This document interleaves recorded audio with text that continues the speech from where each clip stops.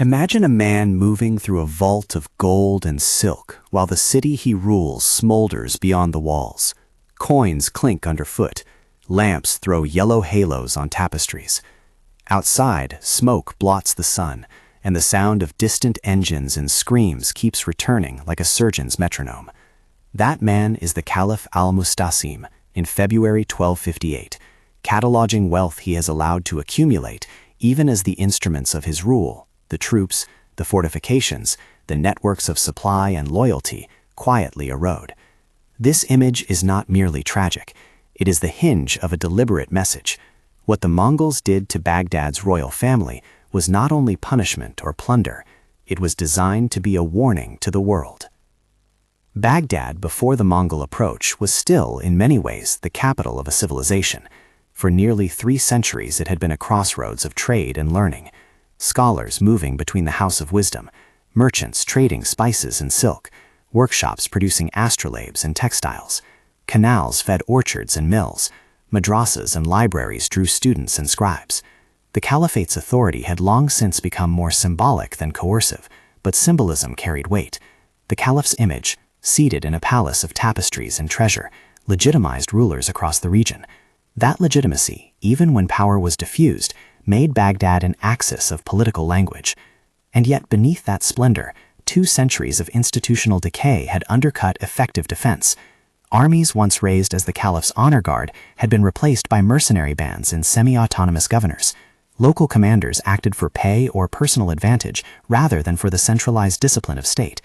Revenues were siphoned into courtly display and into the accumulation of hoarded treasures, rather than into a durable military or into riverworks and granaries that would keep the city fed under stress. The result was a political organism that looked magnificent, but had lost the metabolic capacity to sustain itself in crisis. Into that vulnerability rode a force shaped by a different logic. The Mongols were not an undifferentiated horde of horsemen scattering in random raids.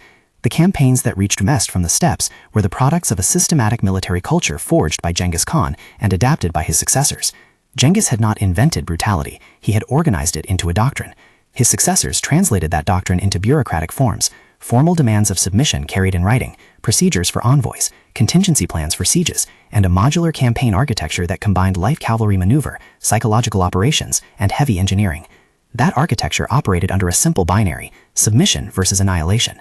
A city that accepted Mongol terms could expect to keep some of its elites, pay tribute, and be integrated into a wider system that offers trade and security under Mongol suzerainty. A city that refused could be made an example, taken, devastated, depopulated, its leading figures publicly executed. But it was not mindless destruction.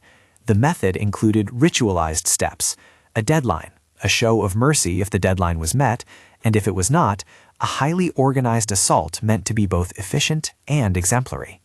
When Hulagu Khan approached Baghdad, he carried this doctrine with him. His advance had been prepared for years, a force assembled from several contingents, including cavalry, engineers, and auxiliary units. Contemporary and later sources debate the exact numbers for both sides. They also differ on the strength of Baghdad's field forces and the size of the Mongol host. The essential fact for the city's fate, however, was not raw arithmetic alone, but process. Hulagu's campaign was a machine composed of scouts and siege engineers, of signals and coordinated assaults, and of a political script that began with written demands and ended, if necessary, with spectacle. Envoys arrived in Baghdad bearing terms. In the council of the Caliph, the debate split between those who read the Mongol summons as a practical question of survival and those who saw it as an affront to the Caliph's spiritual position. Some advisors urged submission, to negotiate, to save lives and institutions. Others, holding faster to ritual and the Caliph's sacral role, counseled resistance. Among the names that appear in the scattered records, a transcribed form appears as Ibn al-Qami, a spelling that varies across manuscripts and should be read with caution, a figure who represents the faction urging prudence and perhaps partial accommodation. Ultimately, the decision was made to refuse or to delay decisive submission. Whether it was pride, misreading of Mongol intention, or misplaced calculations about allies and relief forces, the choice set a predictable chain in motion. That chain began with the field army. A force sent from Baghdad to meet the Mongols was lured into a trap. Accounts described feigned retreats, hidden reserves, and envelopments that exploited the Mongols' superior mobility and tactical discipline. Contemporary chroniclers differ on detail, but the result was consistent. Baghdad's field forces were decisively defeated in open engagement, removed as any credible bulwark of resistance. With the field army annihilated or scattered, Baghdad's options narrowed to its walls, and a hope that negotiation might still alter fate. Then came the siege. Hulagu's engineers and their Chinese and Persian counterparts set about converting the surrounding plain into a killing ground of measured efficiency. They built platforms and siege works, constructed trebuchets capable of battering walls, and coordinated bombardment that was continuous enough to exhaust defenders and precise enough to create a breach. Mongol logistics, supplies, camp discipline, a chain of command, transformed what might otherwise have been a chaotic investiture into a timetable. The city was encircled. Rivers and roads became barriers. For the people within, the siege tightened into an arithmetic of attrition. When the walls were finally breached, events moved toward what would become the decisive, symbolic act. The Caliph, who until then had been the visible center of Baghdad's political universe, presented himself to Hulagu. He came with court and treasury, perhaps hoping that personal surrender would spare both his life and the institutions he represented. Hulagu inspected the treasure as a conqueror should. The cups and bullion were tallied, the tapestries appraised. But contemporaries and later chroniclers insist that what followed was not merely accounting. Several sources record that Hulagu ordered a public execution staged to humiliate and to instruct. They report that the Caliph was wrapped in a carpet and trampled, an image that has persisted because of its ceremonial cruelty. The sovereign denied the dignity of a sword. Some chroniclers go further, offering sensational details that the Caliph was forced to ingest gold or molten material. These latter claims should be treated cautiously. Accounts vary, and many modern historians regard the most lurid descriptions as exaggerations or as rhetorical embellishments by hostile or emotional sources. Still, the core tableau, a ritualized killing designed to strip the Caliph of status and turn his death into spectacle, appears widely enough to bear weight in historical interpretation. In short, the execution was as much a communicative act as a punitive one. The fate of the Caliph's family and inner circle followed a pattern. Not all suffering was random. Mongol commanders, after the initial slaughter that accompanies a breached city, often separated survivors into categories: those to be incorporated for their skills, those to be enslaved, and those to be executed because their elimination served a political purpose. Skilled artisans, engineers, and technicians were stripped and transported where they could be of use to the Mongol war machine. Literary and scholarly figures were sometimes spared temporarily for examination. Sometimes their books were seized, copied, or destroyed. Many courtiers, princes, and palace officials met a violent end. Chroniclers recount disappearances and executions of the Caliph's sons and leading ministers. Precise numbers and names vary across accounts, and some spellings of key advisors, again transcribed as Ibn al-Qami, or appearing under different forms in different manuscripts, are uncertain. Those uncertainties, however, do not obscure the broader pattern.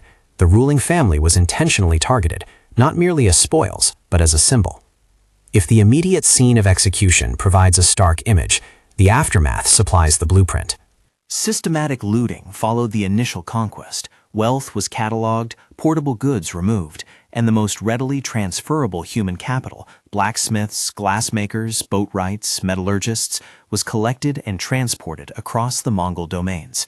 Manuscripts and archives suffered widely. Chroniclers later described stacks of books carried into the river or burned, offering famous images such as water blackened with ink. These descriptions should be treated with caution. They come from witnesses who wrote with feeling and sometimes rhetorical flourish. Yet there is corroborative evidence that cultural institutions, like major libraries, lost material, in that the scholarly infrastructure of Baghdad was mortally damaged. Infrastructure damage compounded the cultural loss. Canals that irrigated fields and supplied the mills, already neglected in peace, were deliberately or inadvertently damaged.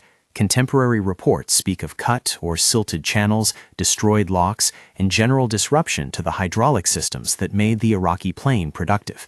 In a region where urban support depended on a carefully maintained irrigation network, such damage was not peripheral, it was central to long-term decline. A devastated treasury could eventually be rebuilt. A collapsed food system could consign the city to demographic shrinkage, into dwindling capacity to maintain urban institutions. What emerges from this sequence is a political logic, not simply a series of random outrages. The campaign against Baghdad became an instructive model for how the Mongols dealt with centers of sovereignty that refused submission. The visual theater of the carpet execution and the removal of the Caliph's family broadcast a new rule of thumb to the surrounding polities: defy us and the cost will be complete, public, and instructive. This was deterrence through spectacle. The point was not merely to punish Baghdad, it was to make Baghdad's fall legible to distant governors and courts, to create a replicable script that could be applied to other cities. The Mongols offered a bargain that was compelling in its simplicity: accept our terms and keep your life and some local autonomy. Refuse, and your fate will be displayed as a lesson. The geographic reach of that lesson was substantial. In the years immediately following 1258, many cities and governors chose accommodation over resistance. The Mongol advance continued into Syria, and rulers recalculated the cost of confrontation. Yet the story did not end in irrevocable Mongol triumph. New political actors learned the Mongol lessons and adapted.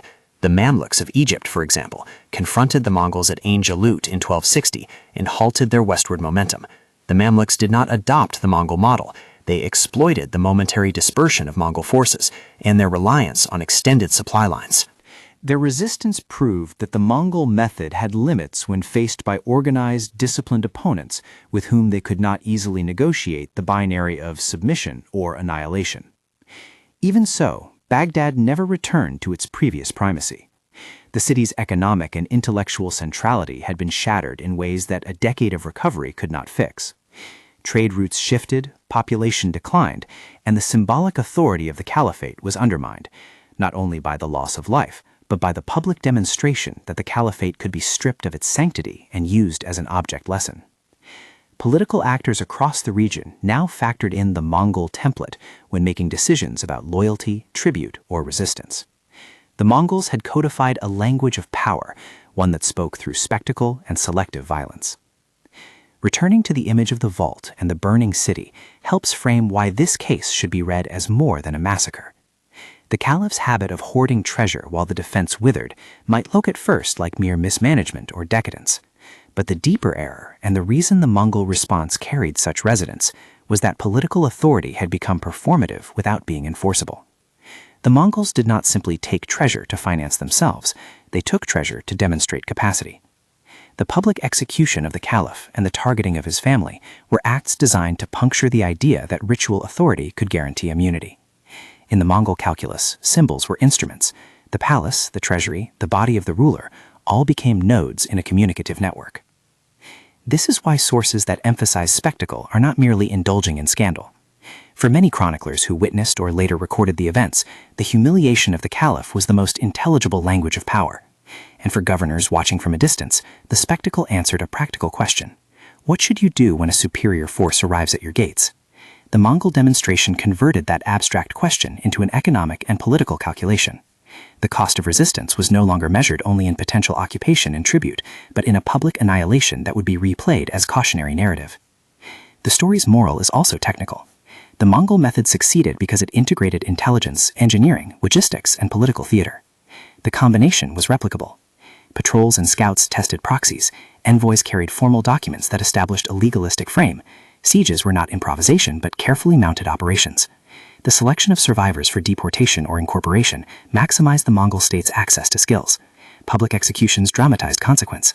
This was a system that converted brutality into policy instruments. Its effectiveness derived less from the novelty of its violence than from the consistency and repeatability of its procedure.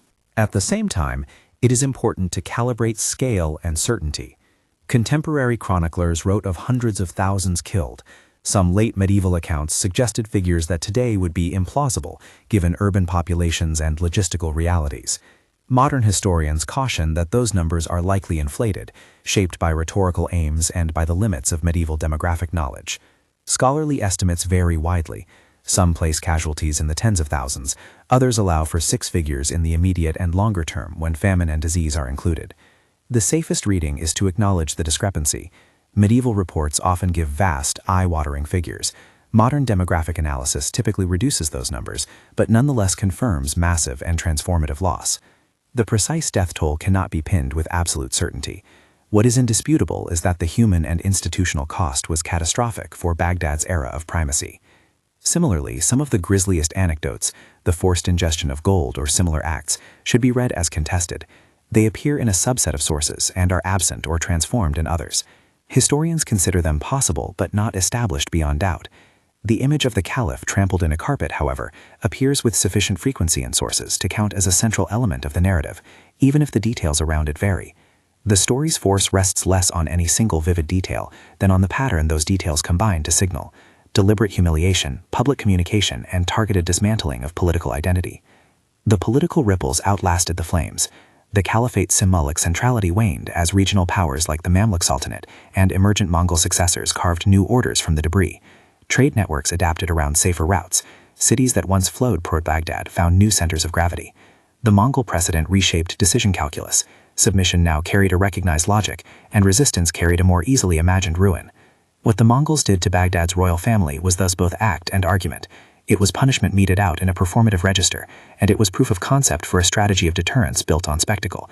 That argument, conveyed by execution, removal of elites, and the targeted destruction of institutions, traveled across space and time because it was systemic. It was not merely a headline moment of cruelty, it was the operationalization of a theory of power. It told rulers and governors that sovereignty could be publicly stripped, and that the public stripping could be made to serve policy. There are limits to what that lesson taught. The Mamluks showed that the lesson could be resisted successfully. Other cities found ways to negotiate or to align strategically. But the Mongol pattern remained in the historical memory as a tool in the repertoire of empires, an illustration of how organized violence, when paired with bureaucratic method and theatrical communication, could recalibrate politics across a region. In the end, the vault and the burning city remain a powerful metaphor because they compress the paradox of Baghdad's fall, a center of symbolic riches whose physical defenses had atrophied, confronted by a power that translated violence into message. The carpet execution image, the deportations, the looting of artisans, the damage to canals and libraries, all of these are chapters in a single argument the Mongols advanced to the world. Whether recorded with rhetorical flourish or sober detail, the sequence shows a deliberate strategy: make an example, show the cost, and thereby alter the choices available to others. If this kind of pattern-based history interests you, subscribe. We explore how systems and strategies shape events, not just personalities. The fall of Baghdad was a tragedy of people and an experiment in political communication. Its aftermath reshaped the region's map of power and the way rulers calculated risk for generations. It is a reminder that violence, when turned into a method and a message, can become a new grammar of authority. History does not let us read minds, but it does allow us to read patterns. When we assemble the actions around Baghdad, envoys and deadlines, a trapped field army, siege works and engineers, a publicized execution, selective deportation of skills, and the crippling of infrastructure, a coherent system appears. That system was intended to speak. It was meant to be noticed, copied, and feared. The Mongols built a message as carefully as they built their trebuchets, a repeatable script that, in a single city, rewrote the incentives of diplomacy and resistance. So when historians say that the destruction of Baghdad was not merely a catastrophe, but a warning, they are not indulging in moralizing rhetoric. They are describing a deliberate technique, the conversion of conquest into policy, the codification of spectacle as deterrence. The lesson sent from the banks of the Tigris was loud enough that rulers in distant courts had to take it into account. In a world where authority often depended on symbols, the Mongol spectacle changed what those symbols could buy and what they could no longer guarantee. If you found this analysis revealing, like and subscribe for more episodes that unpack the systems behind dramatic historical moments. Share this with someone who wants to see how strategy and spectacle together can alter the course of nations.